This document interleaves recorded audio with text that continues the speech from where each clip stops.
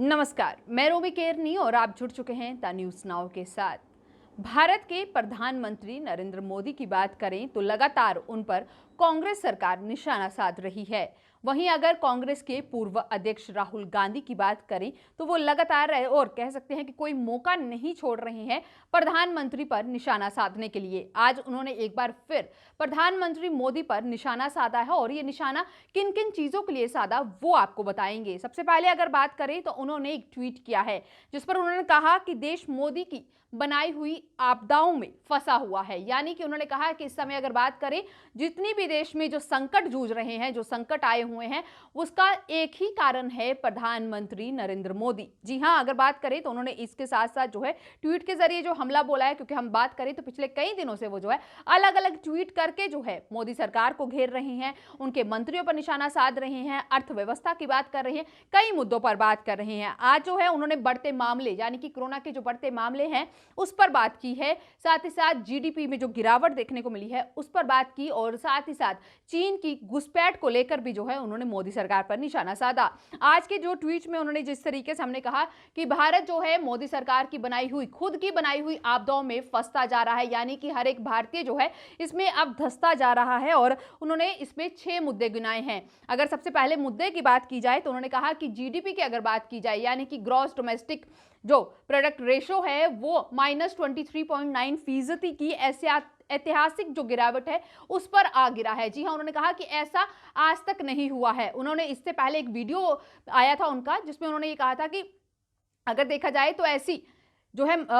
अर्थव्यवस्था में जो है संकट जो है वो पहले भी देखने को मिले हैं देश को, पर इस तरीके से गिरावट जो है सिर्फ मोदी सरकार ही जो है उसके जो कार्यकाल है उसमें आ सकती है। 35 साल में उन्होंने बात की है, 45 साल में जो है सबसे ज्यादा जो है अगर बात की जाए तो बेरोजगारी की बात की गई है, और इस पर उन्होंने ये पहली बार नहीं है, कई बार जो है मोदी सरकार पर निशाना साधा है। इससे पहले उन्होंने एक न्यूज़पेपर की अगर बात करें तो उसके एक आर्टिकल का हवाला देते हुए भी कहा था कि अगर बात करें तो देश में पिछले 45 साल में सबसे ज्यादा इस समय जो है बेरोजगारी देखने को मिली है। नौकरियों के बड़े बड़े वादे किए जाते हैं यहाँ के जितने युवा हैं उनके साथ, परंतु नौकरियों के नाम पर कुछ नहीं मिलता है उन्हें। और अगर बात करें उसके बाद उन्होंने कहा कि कोविड-19 की अगर स्थिति की बात करें तो इस दौरान जो है 12 करोड़ लोगों की नौकरियां गई हैं, और इसके जिम्मेदार भी उन्होंने मोदी सरकार को ठहराया है। उन्होंने कहा कि जो लोगों की नौकरियां गंवाई हैं जिन्होंने, उसकी जिम्मेदारी भी जो है मोदी सरकार की है। और वहीं उन्होंने कहा कि केंद्र सरकार और राज्य को अपना बकाया जीएसटी भुगतान नहीं कर रही है, यानी कि जो केंद्र सरकारें हैं,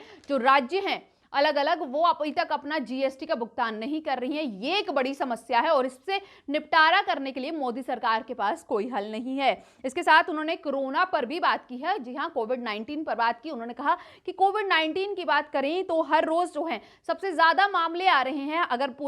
अगर बात की जाए वर्ल्ड वाइड तो तीसरे नंबर पर भारत बना हुआ है, पर जल्द ही भारत पहले नंबर पर आता हुआ नजर आएगा, क्योंकि पिछले महीने अगस्त की ही बात करें तो सबसे ज्यादा मामले जो हैं इस समय भारत पर आए हैं। भारत में 20 लाख मामले जो हैं सामने आए हैं कोविड-19 के, और एक चिंता का विषय है, मौतें सबसे ज्यादा हो रही हैं, और इस पर भी मोदी सरकार के पास कोई भी जो है एक ठोस कदम नहीं है। उसके बाद उन्होंने सीमा पर भारी घुसपैठ की बात की है, यानी कि जो चीन इस समय जो है अगर बात की जाए गलवान घाटी की बात की जाए,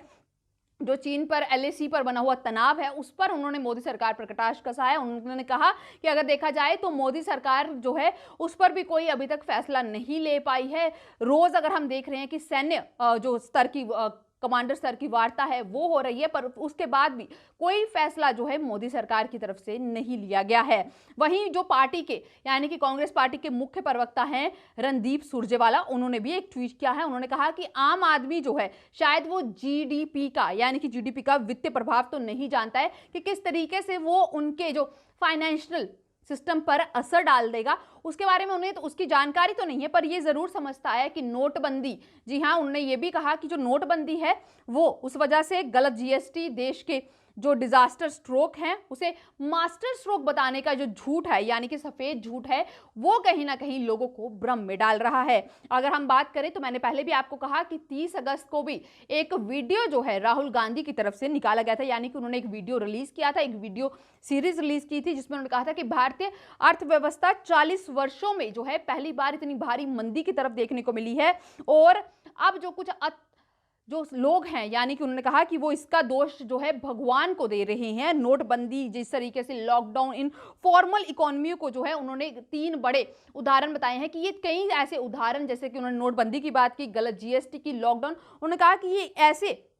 अगर बात करें, ये ऐसी 3 चीजें थी जिसकी वजह से देश की पूरी अर्थव्यवस्था मोदी सरकार ने बिगाड़ कर रख दी है। और अब देखना यह है कि मोदी सरकार जो है इस पर किस तरीके से राहुल गांधी को जवाब देंगी। जी हाँ, राहुल गांधी की अगर बात करें तो वो पिछले कई दिनों से लगातार जो है राहुल गांधी जो है वो लगातार मोदी सरकार पर निशाना साध रहे हैं, अर्थव्यवस्था को लेकर बात कर रहे हैं, बेरोजगारों को लेकर बात कर रहे हैं और कई मुद्दों पर बात कर रहे हैं। अब उन्हें उम्मीद है कि प्रधानमंत्री नरेंद्र मोदी जो है इन मुद्दों पर बात करें। अब देखना यह होगा कि कब पीएम की तरफ से या उनके कार्यालय की तरफ से इसका जवाब दिया जाता है। तो आप भी जुड़े रहें द न्यूज़ नाउ के साथ बाकी अपडेट्स के लिए।